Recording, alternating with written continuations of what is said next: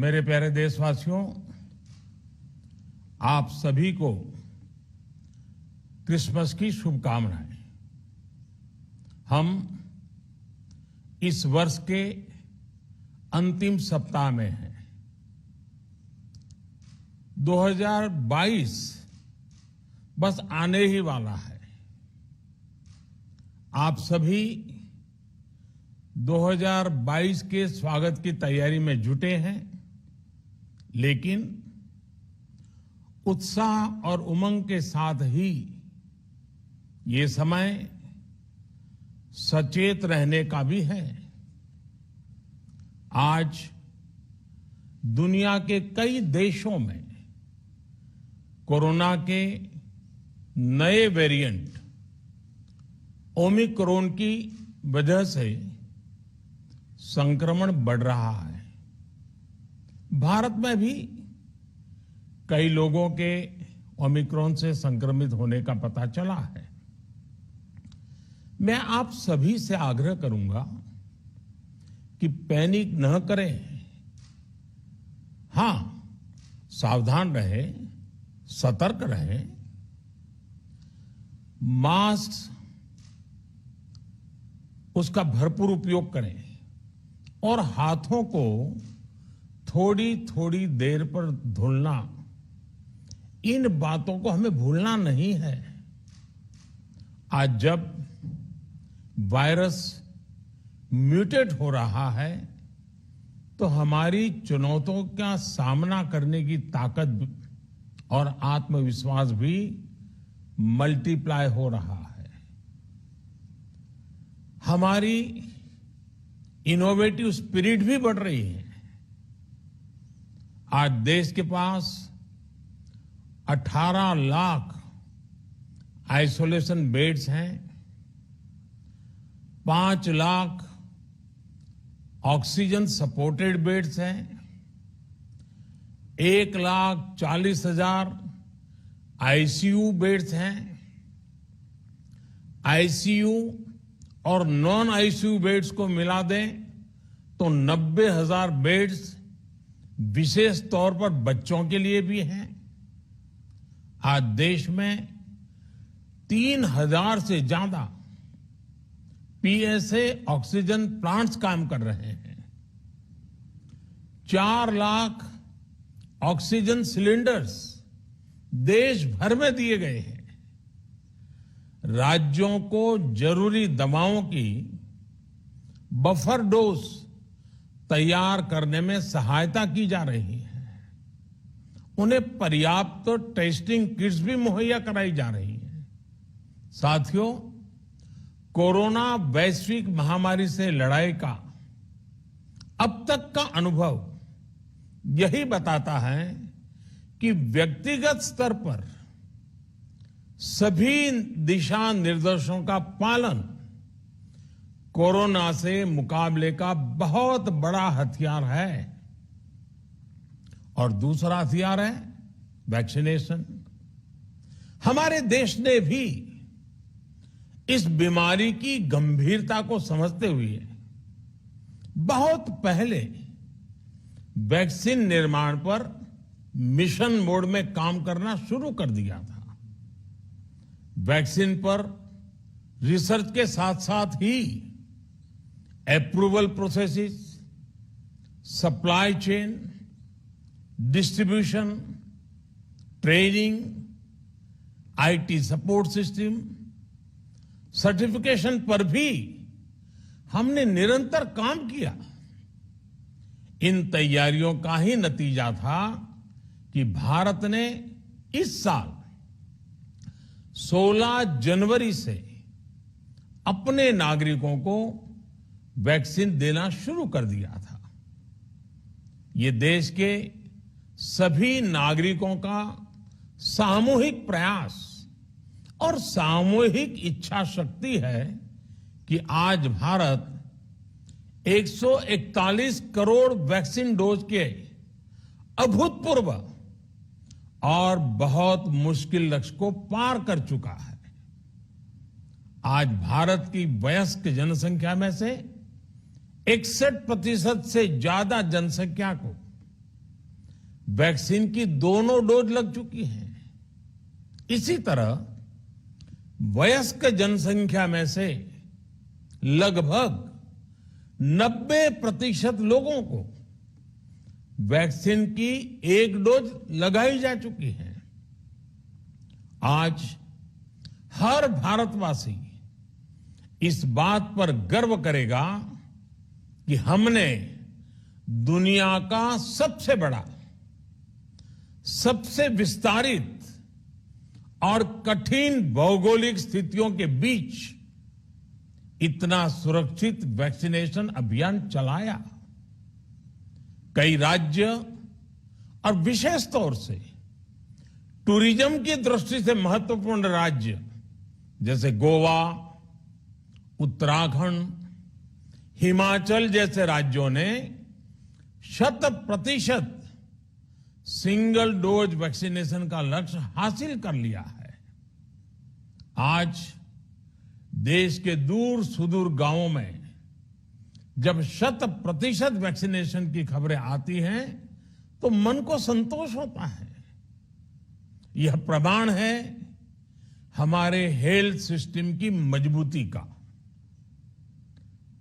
हमारी team delivery का, हमारे हेल्थ केयर वर्कर्स के डेडिकेशन और कमिटमेंट का, और देश के सामान्य मानवी के अनुशासन और विज्ञान में उनके विश्वास का।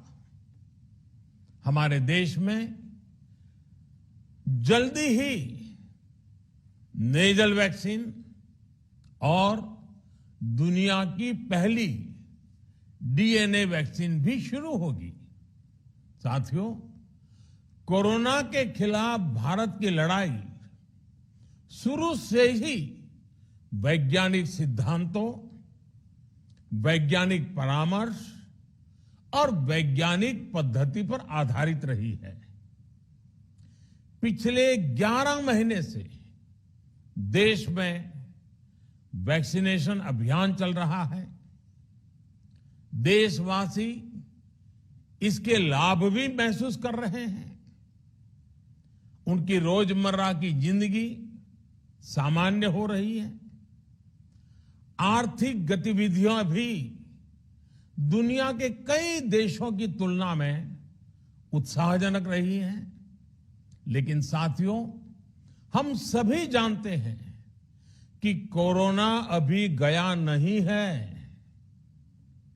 ऐसे में सतर्कता बहुत जरूरी है। देश को सुरक्षित रखने के लिए, देशवासियों को सुरक्षित रखने के लिए हमने निरंतर काम किया है। जब वैक्सीनेशन शुरू हुआ तो उसमें भी वैज्ञानिक सुझावों के आधार पर ही ये तय किया गया कि पहली डोज किसे देना शुरू किया जाए, पहली और दूसरी डोज में कितना अंतराल हो, स्वस्थ लोगों को कब वैक्सीन लगे, जिन्हें कोरोना हो चुका है उन्हें कब वैक्सीन लगे, और जो कोमॉर्बिडिटी से ग्रस्त हैं उन्हें कब वैक्सीन लगे। ऐसे निर्णय लगातार किए गए और ये परिस्थितियों को संभालने में काफी मददगार भी साबित हुए हैं। भारत ने अपनी स्थिति परिस्थिति के अनुसार भारत के वैज्ञानिकों के सुझाव पर ही अपने निर्णय लिए हैं। वर्तमान में ओमिक्रॉन की चर्चा जोरों पर चल रही है।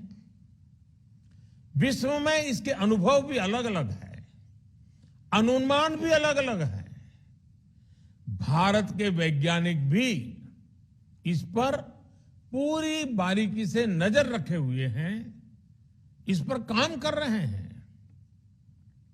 हमारे वैक्सीनेशन को आज जब 11 महीने पूरे हो चुके हैं तो सारी चीजों का वैज्ञानिकों ने जो अध्ययन किया है और विश्व भर के अनुभवों को देखते हुए आज कुछ निर्णय लिए गए हैं।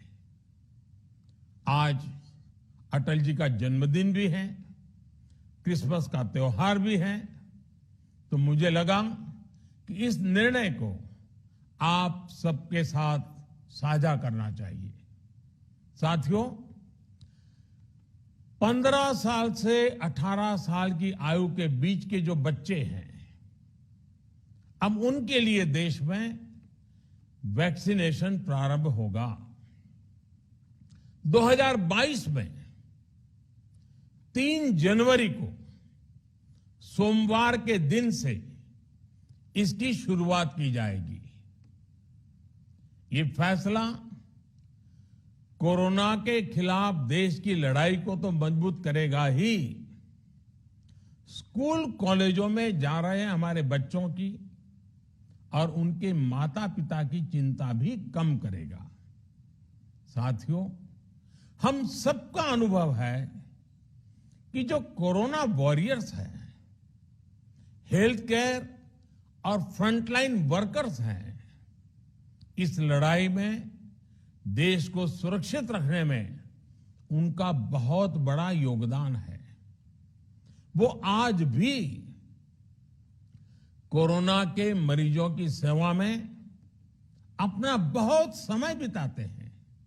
इसलिए प्रिकॉशन की दृष्टि से सरकार ने निर्णय लिया है कि हेल्थ केयर और फ्रंटलाइन वर्कर्स को वैक्सीन की प्रिकॉशन डोज भी प्रारंभ की जाए।